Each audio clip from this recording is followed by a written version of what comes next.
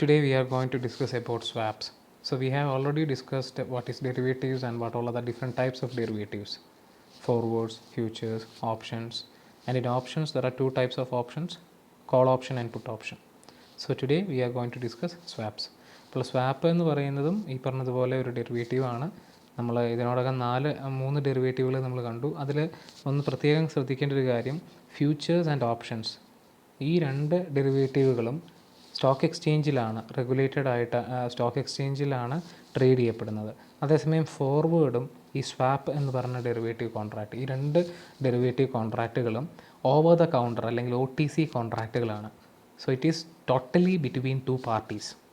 രണ്ട് വ്യക്തികൾ തമ്മിലോ രണ്ട് കമ്പനികൾ തമ്മിലോ ഒക്കെയാണ് ഫോർവേഡും സ്വാപ്പും ഉണ്ടാവുക.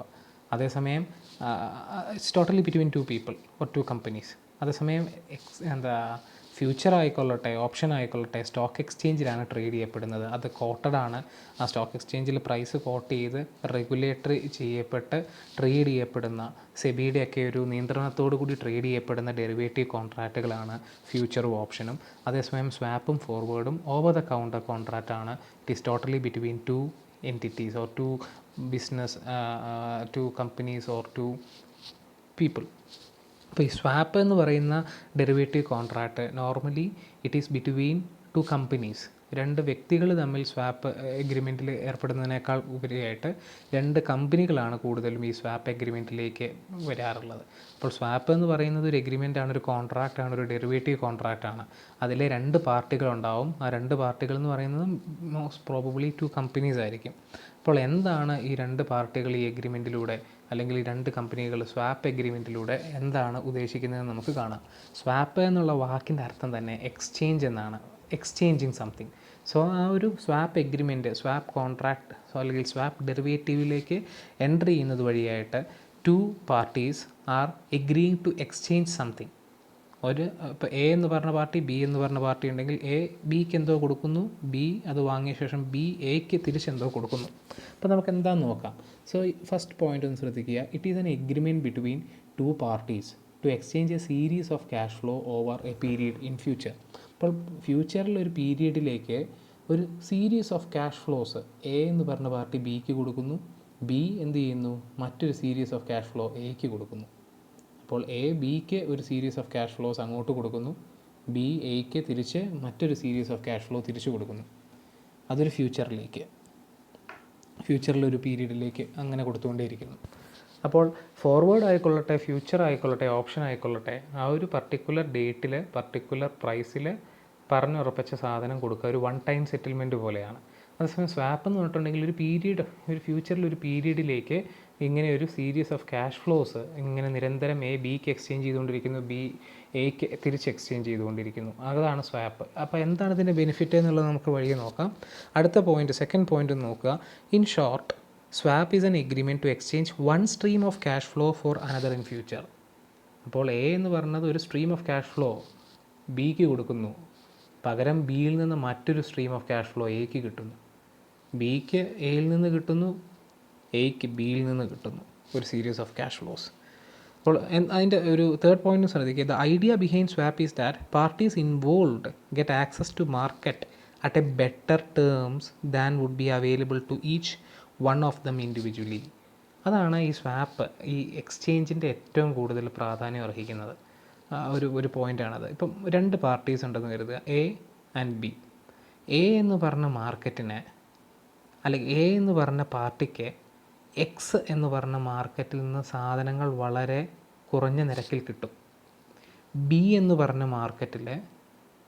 ബി എന്ന് പറഞ്ഞ വ്യക്തിക്ക് അല്ലെങ്കിൽ പാർട്ടിക്ക് വൈ എന്ന് പറഞ്ഞ മാർക്കറ്റിൽ നിന്ന് സാധനങ്ങൾ വളരെ കുറഞ്ഞ തോതിൽ, കുറഞ്ഞ പൈസക്കൊക്കെ വൈയിൽ നിന്ന് കിട്ടും. അപ്പോൾ എയ്ക്ക് ആക്സസ് ഉള്ള മാർക്കറ്റ് എക്സ് ആണ്, ബിക്ക് ആക്സസ് ഉള്ള മാർക്കറ്റ് വൈ ആണ് എന്നും കരുതുക. അപ്പോൾ എയ്ക്കൊരു ഉൽപ്പന്നം വേണം, പക്ഷേ അത് വൈ എന്ന് പറഞ്ഞ മാർക്കറ്റിലാണുള്ളത്. ബിക്ക് ഒരു ഉൽപ്പന്നം വേണം, അത് എക്സ് എന്ന് പറഞ്ഞ മാർക്കറ്റിലാണുള്ളത്. അപ്പോൾ ഈ എ എന്ന് പറഞ്ഞ വ്യക്തി, എക്ക് ആക്സസ് ഉള്ളത് എക്സിലാണ്, പക്ഷേ എക്ക് വേണ്ട ഉൽപ്പന്നം വൈ എന്ന് പറഞ്ഞ മാർക്കറ്റിലാണുള്ളത്. അപ്പോൾ എ നേരിട്ട് വൈ എന്ന് പറഞ്ഞ മാർക്കറ്റിൽ പോയി മേടിച്ചാൽ എക്ക് ഒരുപാട് ചിലവുണ്ടാവും.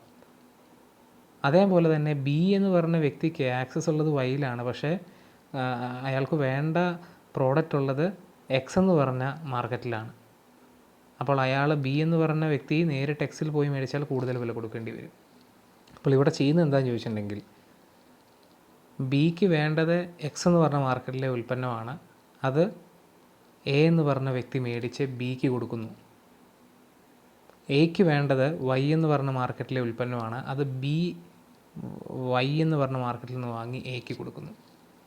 ഇതാണ് സ്വാപ്പിംഗ് എന്ന് പറഞ്ഞിട്ടുണ്ടെങ്കിൽ ഒരു എക്സ്ചേഞ്ചാണ് കൂടുതൽ. അപ്പോൾ രണ്ട് വ്യക്തികൾക്ക് അവർ നേരിട്ട് ഇടപെട്ടിട്ടുണ്ടെങ്കിൽ കൂടുതൽ ചിലവ് വന്നേനെ ഇൻഡിവിജ്വലി അവർ ശ്രമിച്ചാൽ. പക്ഷേ സ്വാപ്പ് എന്ന് പറയുന്ന കോൺട്രാക്റ്റിലേക്ക് ഏർപ്പെടുന്നത് വഴിയായിട്ട് കുറച്ചും കൂടി ബെറ്റർ ടേംസിൽ അവർക്ക് ആ സാധനങ്ങൾ കൈപ്പറ്റാൻ സാധിക്കുന്നു എന്നുള്ളതാണ് ഇവിടെ സ്വാപ്പ് അല്ലെങ്കിൽ എക്സ്ചേഞ്ച് എന്ന് പറഞ്ഞ ഈ ഒരു കോൺട്രാക്റ്റ് ഡെറിവേറ്റീവിൽ നിന്ന് നമുക്ക് ഹെൽപ്ഫുള്ളായിട്ട് വരുന്നൊരു സംഗതി.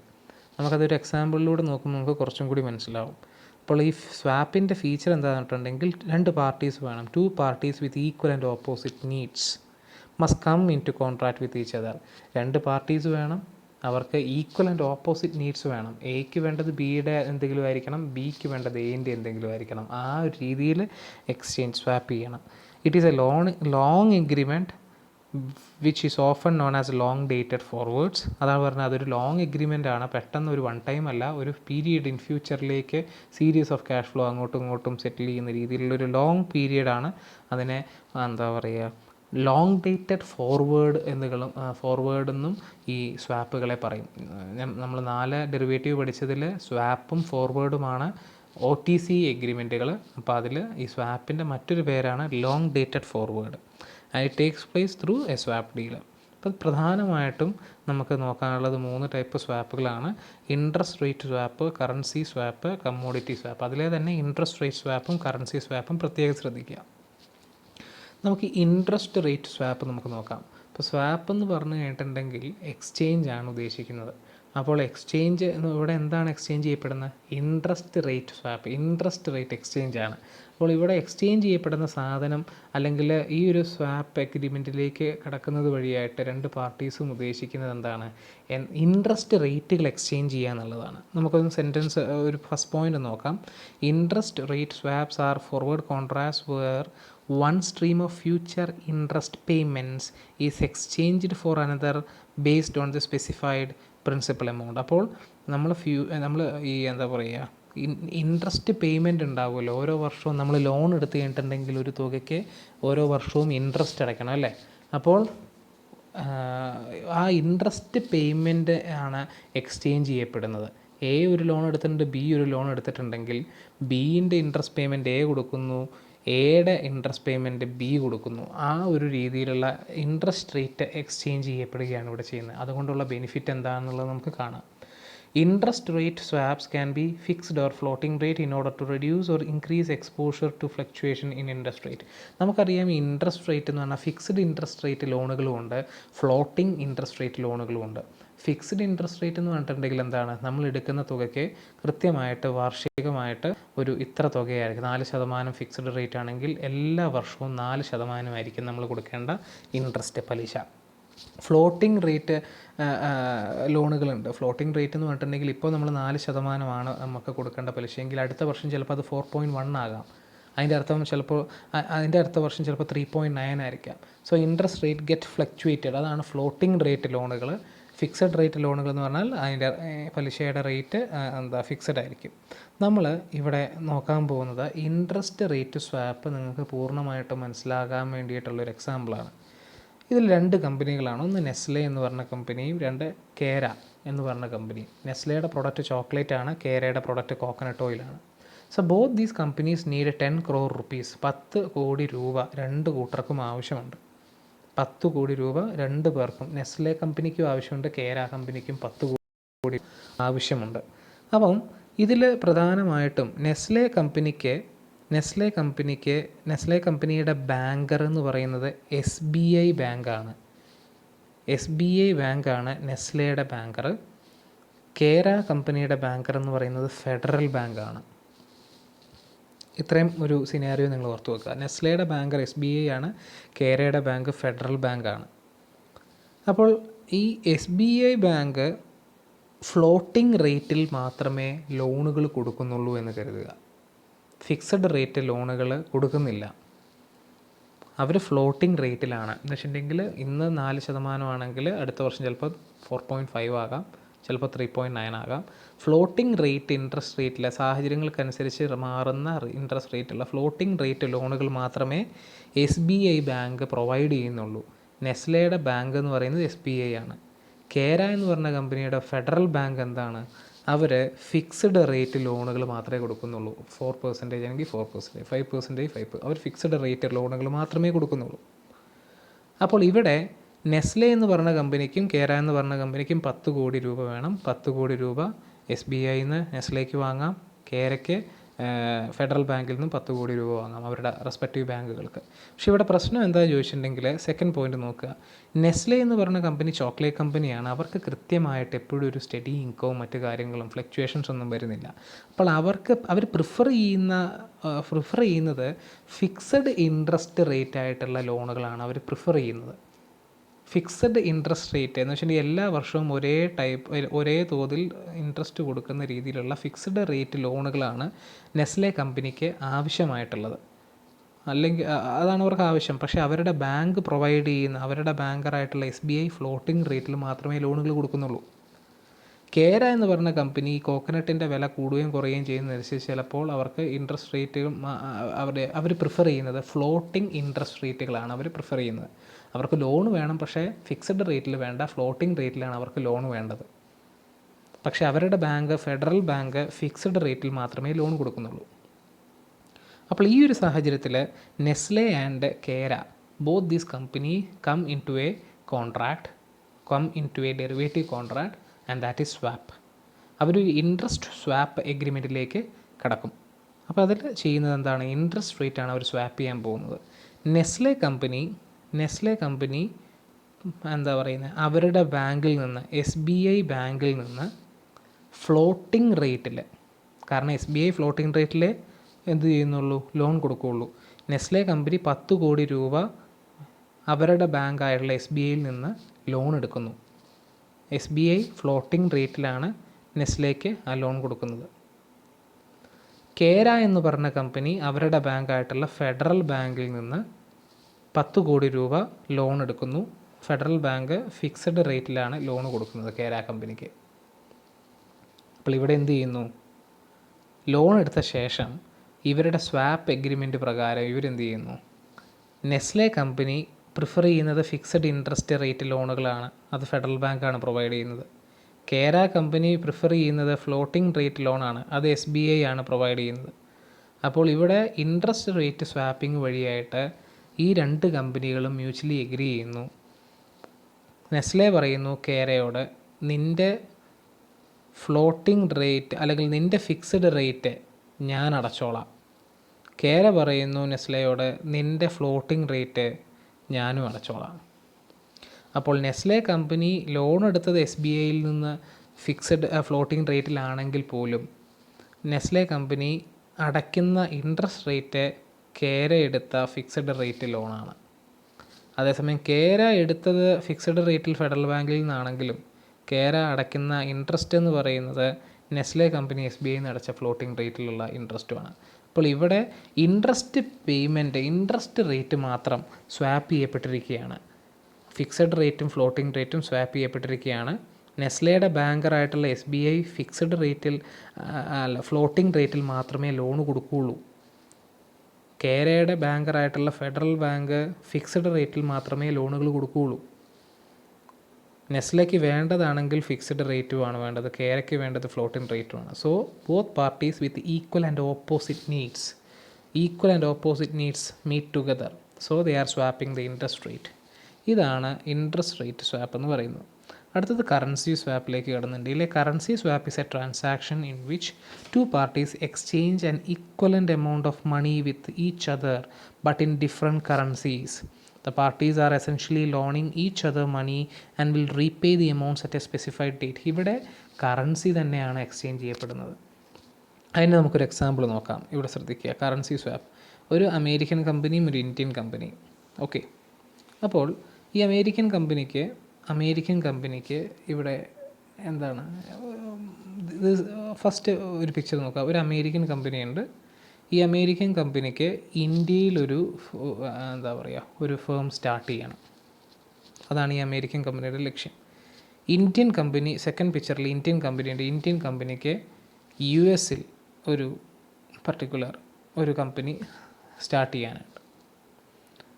ഓക്കെ, അപ്പോൾ അമേരിക്കൻ കമ്പനിക്ക് ഇന്ത്യയിൽ ഒരു കമ്പനി സ്റ്റാർട്ട് ചെയ്യണമെങ്കിൽ 72,000 റുപ്പീസ് വേണം എന്ന് കരുതുക. ഒരു എക്സാമ്പിൾ മാത്രമാണ്. അമേരിക്കൻ കമ്പനിക്ക് ഇന്ത്യയിലൊരു ഒരു പർട്ടിക്കുലർ ബിസിനസ് സ്ഥാപനം സ്റ്റാർട്ട് ചെയ്യാൻ 72,000 റുപ്പീസ് വേണം അമേരിക്കൻ കമ്പനിക്ക്.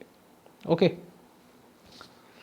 ഇന്ത്യൻ കമ്പനിക്ക് യു എസിൽ ഒരു കമ്പനി സ്റ്റാർട്ട് ചെയ്യാൻ വേണ്ടി $1,000 വേണം എന്ന് കരുതുക. So the Indian company needs $1,000 and the American company needs 72,000 rupees.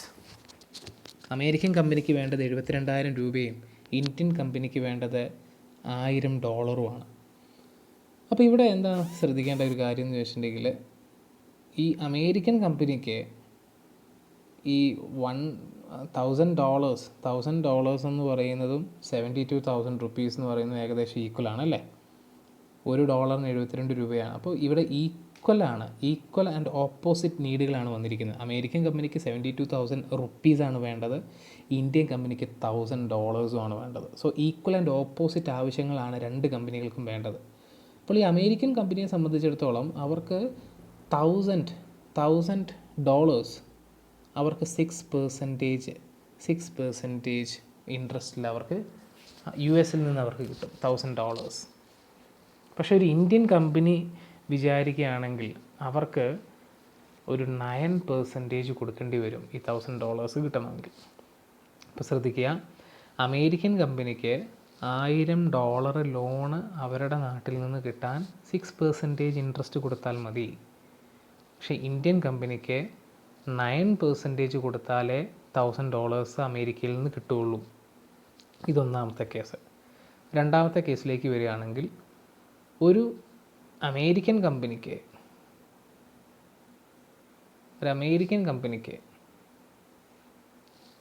പ്രധാനമായിട്ടും ഞാൻ പറഞ്ഞത് ഒന്നും കൂടി നിങ്ങൾക്ക് ക്ലാരിഫൈ ചെയ്ത് തരാം. കറൻസി സ്വാപ്പ് ഇവിടെ എന്താണ് വന്നിരിക്കുന്നത്? ഒരു അമേരിക്കൻ കമ്പനിയുണ്ട്, ഒരു ഇന്ത്യൻ കമ്പനിയുണ്ട്.